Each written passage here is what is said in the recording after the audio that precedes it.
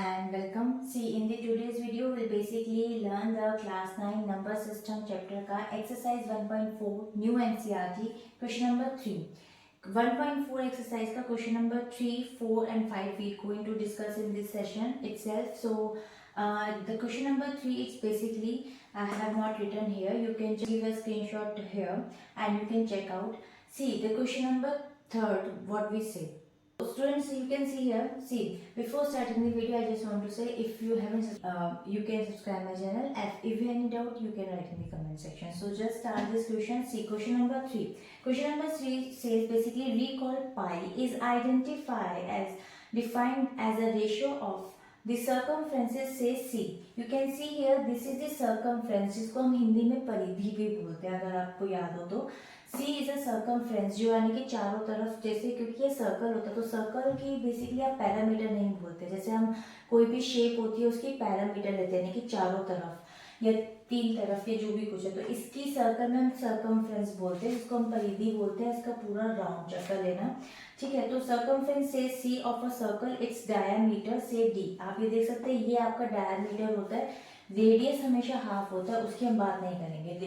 ये हमारा डायमीटर है. ठीक है. उसको उसने D से डिनोट करा है which is pi is equal to C upon D. So this seems to be contradict the fact that pi is basically a irrational number as we already discussed in the exercise 1.4 introduction that pi is basically a irrational number because this is a non-terminating and non-recurring. Okay, so how will you resolve the contradiction? तो आप इसको कैसे contradiction को solve करेंगे? आप इसको बता सकते हैं इस तरीके से प्रूफ करके कि पाई की जो वैल्यू होती है वो होती है 3.145 जो आप वैल्यू होती है जो हमें पता होता है 22/7 इज बेसिकली अप्रॉक्सीमेट क्योंकि जो आपकी वैल्यू डेसिमल एक्सपेंशन में होती है वो 100 ऑन होती है लेकिन नॉन टर्मिनेटिंग होती है साथ में वो नॉन रिकरिंग होती है. तो आप उसको बता सकते हैं कि ये जो 22/7 है वो बेसिकली अप्रॉक्स वैल्यू है. तो जब ये अप्रॉक्स वैल्यू है नॉन टर्मिनेटिंग और नॉन रिकरिंग है इसलिए हम कह सकते हैं कि pi is basically irrational number. तो आप अपने सोल्यूशन में क्या आंसर लिख सकते हैं कि 22/7 is an approximate value of pi and an actual value of the decimal expansion of the pi is basically a non-terminating and a non-repeating. Non-repeating and non-recurring means when the pattern is basically not following. The pattern is basically you can say 1.01 and 001 0001 like 0 always increase हो रहा तो कोई pattern follow नहीं हो रहा. So this means pi is an irrational number. As I already told you you can say what are the basic points are already covered in the irrational number. I have already discussed. तो pi भी हमारा irrational number में आएगा और इस तरीके से आप उसको contradict दे सकते हैं. तो यही क्वेश्चन की रिक्वायरमेंट थी कि resolve this contradiction. तो आप इसको ये आंसर में लिख सकते हैं. तो मूव करते हैं हम नेक्स्ट क्वेश्चन पे. क्वेश्चन नंबर 4 जो आपका नंबर लाइन पर दिया हुआ है रूट 9.3 उसका लिंक मैं आपको नीचे मैं आपको डिस्क्रिप्शन में दे दूंगी 9.3 का. ठीक है. तो आप उसको वहां से चेकआउट कर सकते हैं. हम अभी फिलहाल के लिए यहाँ पे क्वेश्चन नंबर 5 को डिस्कस करेंगे. Friends this is the 5th question. See the rationalize the denominator of the following. जो रैशनलाइज द डिनोमिनेटर्स है उसका मैंने एक अलग से वीडियो बनाया था जिसके अंदर मैंने कुछ कीज बताई थी 6 कीज कि how basically the rationalize you can rationalize the denominators. जितने भी डिनोमिनेटर्स हमारे होते हैं जैसे वो रूट्स में हैं या किसी भी तरीके की फॉर्म में है रूट में अगर उसको रैशनलाइज करना है तो उसके कुछ कीवर्ड्स होते हैं which I have already discussed and made a video. I will definitely give a link also of this rationalize the denominators in the description. So just check out how basically it work. See question number first is 1/√7. तो इसको हम कैसे rationalize करेंगे. देखिए जब भी root हमारा नीचे डिनोमिनेटर में होता है ना तो जब भी डिनोमिनेटर में कोई भी वैल्यू अगर आपकी यहाँ पर दी हुई चाहे वो ब्रैकेट में ही क्यों ना आपको करना क्या है कि उसको ना मल्टीप्लाई करेंगे ऊपर के न्यूमरेटर से भी और डिनोमिनेटर से भी. तो इसके सोल्यूशन में मैं आपको यहाँ करके दिखाती हूँ. सी 1/√7 आपको यहाँ दे रखा आप मल्टीप्लाई करेंगे इसके √7 से सेम वैल्यू से ऊपर भी और नीचे भी. ठीक. तो आप इसको मल्टीप्लाई करेंगे then it will get √7 itself and √7 into √7 आपका यहाँ पे रूट और रूट आपस में एक दूसरे के कट जाएगा तो यहाँ पर हो जाएगा 7. तो वैल्यू आपकी यहाँ पर क्या आ गई ये आपका यहाँ पे बेसिकली आंसर ही आ गया. इसको आप फर्दर सॉल्व नहीं कर सकते. √7/7 how basically you can rationalize यानी कि आपको डिनोमिनेटर में से रूट को हटाना, रैशनलाइज करना, आपने उसको कर दिया। तो मूव करते हैं इसके सेकंड क्वेश्चन पे।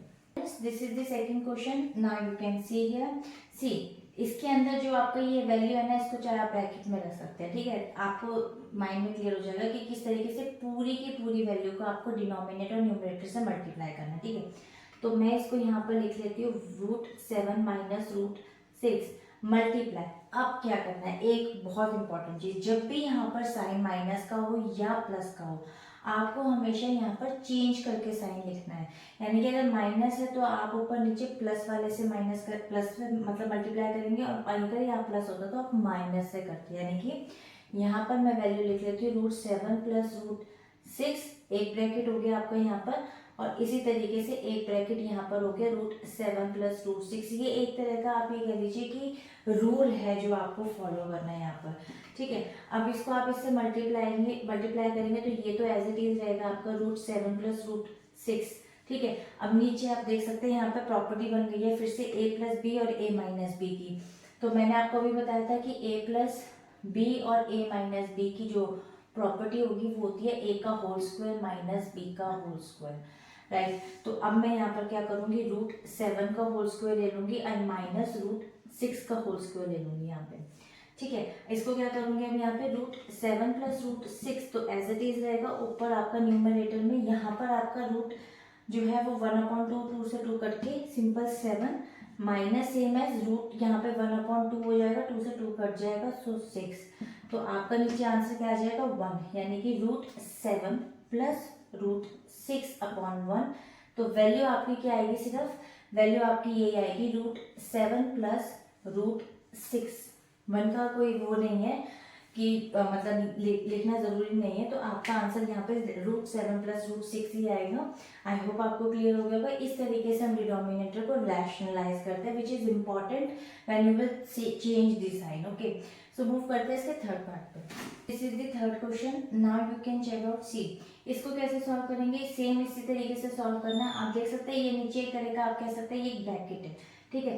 सो √5 प्लस √2, अब आप इसको किससे मल्टीप्लाई करेंगे, इसको मल्टीप्लाई करेंगे सेम इसी ब्रैकेट से ऊपर भी और नीचे भी, लेकिन आपको यहाँ पे क्या करना है, साइन को चेंज कर देना है। तो मैं यहाँ पर लिख देती हूँ सिंपल √5 माइनस √2, एक ब्रैकेट हो गया आपका यहाँ पे, एंड देन अगेन √5 माइनस √2, ये भी आपका एक ब्रैकेट हो गया, ठीक है। देखिए आप यहाँ पर क्या करना है, आपको सिंपली इसको मल्टीप्लाई करना है। तो आपका आंसर यहाँ पे आएगा √5 माइनस √2, ये तो ऊपर एज इट इज रहेगा आपका। और यहाँ पे आप देख सकते हैं कि सेम दोबारा से a प्लस बी और a माइनस बी का यहाँ पे फॉर्मूला बन गया है। तो a प्लस बी और a माइनस बी का फॉर्मूला था a का होल स्क्वायर विच इज √5 का होल स्क्वायर माइनस √2 का होल स्क्वायर, यानी कि b का होल स्क्वायर, ठीक है। तो अब इसको क्या करेंगे, √5 माइनस √2, तो आपका ऊपर जो न्यूमरेटर में है वो आपकी वैल्यू एज इट इज रहेगी। यहाँ पर आपका √1/2 बनेगा, 2 से 2 कट हो जाएगा तो 5 माइनस 2 √2 भी आपका यहाँ पे 1/2 बन जाएगा, 2 से 2 कट जाएगा, ठीक है। तो ये वैल्यू हो जाएगी आपकी यहाँ पे सिंपल 2। तो आपका जो आंसर आएगा वो आएगा √5 माइनस √2 अपॉन में आपकी वैल्यू आ जाएगी 5 में से 2 गए 3, and this is the answer. तो ये आपका यहाँ पे आंसर आ जाएगा √5 minus √2 upon 3, and I hope ये क्लियर हो गया होगा आपको, ठीक है। तो मूव करते हैं हम इसके नेक्स्ट पार्ट पे, फोर्थ पार्ट पे। Students, now this is the fourth question. अब आप देख सकते हैं इसके अंदर यहाँ पर दे रखा है √7 और -2 डिनोमिनेटर में। तो आपको यहाँ पर क्या करना है, √7 लिखना है -2। अब आप क्या करेंगे, यहाँ पर भी मल्टीप्लाई करेंगे, लेकिन साइन आपका चेंज हो जाएगा, यानी कि सेम ब्रैकेट से आप ऊपर भी मल्टीप्लाई करेंगे और नीचे भी मल्टीप्लाई करेंगे। √7 प्लस सिंपल √7 प्लस 2, √7 प्लस 2, ठीक है। तो आप चाहे तो इसको एक ऐसे ब्रैकेट में भी ले सकते हैं, तो it will be easy to solve. तो इसको क्वेश्चन को क्या लिखेंगे, यहाँ पे ऊपर तो आप बिना ब्रैकेट के लिख दीजिए √7 प्लस 2, नीचे आप क्या करेंगे, यहाँ पे एक, यहाँ पे देख सकते हैं a प्लस बी और a minus B, a minus B और a प्लस बी दोनों एक ही बात है। फॉर्मूला आपका यहाँ पे बन जाएगा a का होल स्क्वायर और b का होल स्क्वायर। तो यहाँ पे a का होल स्क्वायर यहाँ पे देख सकते हैं कि √7 का होल स्क्वायर हो जाएगा, माइनस में आप लेंगे यहाँ पे 2 का होल स्क्वायर, राइट। तो अब इसको क्या करना है, सी देखिए √7 प्लस 2 और वैल्यू आपकी यहाँ पे आ जाएगी √7। देखिए मैं एक बार आपको यहाँ पे सॉल्व भी करके दिखाती हूँ। जब भी रूट 7 होता है और उसका वैल्यू 2 होता है, तो जो 7 है जब भी रूट हटेगा तो इसकी वैल्यू क्या हो जाएगी 2, रूट हटने के बाद 1/2, तो 2 से 2 कट हो गया, आपका वैल्यू आ गया 7। ठीक है, तो यहाँ मैं लिख देती हूँ 7 और 2 का होल स्क्वायर क्या होता है यहाँ पे 4। ठीक है, सॉरी मैंने यहाँ माइनस आएगा आपका। ठीक है, तो 7 - 4 आपका यहाँ पे आंसर आ गया। तो अब आप आंसर में यहाँ पे क्या लिखेंगे, आप आंसर में यहाँ पे लिखेंगे √7 + 2 और अपॉन में आपकी वैल्यू क्या आ जाएगी, 7 में से 4 माइनस करा 3। तो ये आपका बेसिकली क्या आ गया आंसर, ये आपका यहाँ पे आंसर आ गया √7 + 2 और अपॉन में 3। एंड आई होप ये क्लियर हो गया होगा। If you have any doubt you can write in the comment section. So 9.3 का जो रूट नंबर लाइन के ऊपर है उसका लिंक मैं आपको डिस्क्रिप्शन में दे दूंगी। साथ में आपको रैशनलाइज दी जो कीज मैंने आपको बताई हैं कुछ एक वीडियो में, इस चैप्टर का इंट्रोडक्शन भी कह सकते हैं कुछ उसके अंदर, वो मैं उसका लिंक भी आपको डिस्क्रिप्शन में दे दूंगी। So if you like, you can subscribe and write in the comment section if you have any doubt. So till then, bye bye and stay healthy.